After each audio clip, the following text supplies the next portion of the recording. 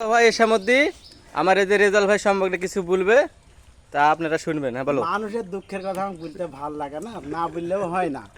তো তোমরা একটু শুনো।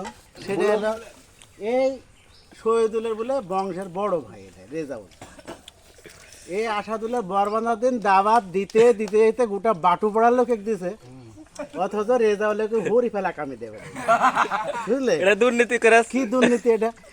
এবার লাহারি খাইতে আমরা এসেছি, নাজময় সময় এসেছি। আমি বলি তোমার আসলে লাজ লজ্জা হাইয়া তিক্ষা কিচ্ছু নেই। থাকলে তুমি আজ তুমি বড় ভাও যার বাড়ি ঢুকতে পারতেছি না। তোমার স্বামী ঘুরে ফেলা দেয় তো কি ভালো মতো তার আর খাইতে বেসা এটা ওটি হামাও করে লাগলো, কানতে কানতে কানতে চলে গেল। আমার স্বামী এটা খাইতে পেলো না। আজকে ওই রেজাল্ট কুষ্টিয়া থেকে এসে ব্যাগার বলবে লাজ লজ্জা আছে, লজ্জায় কম আর লজ্জা কম। আসলে মানুষের কথা কথা ভাল লাগে না, বুঝলে? আর বলো না সলটা কানতে লাগবে। কুষ্টিয়া থেকে এসে দেখেন চেহারাটা কি অবস্থা, যে কদিন বর বাড়লো চেহারাটা কি সুন্দর ছিল। মোবাইল ভাঙ করে তো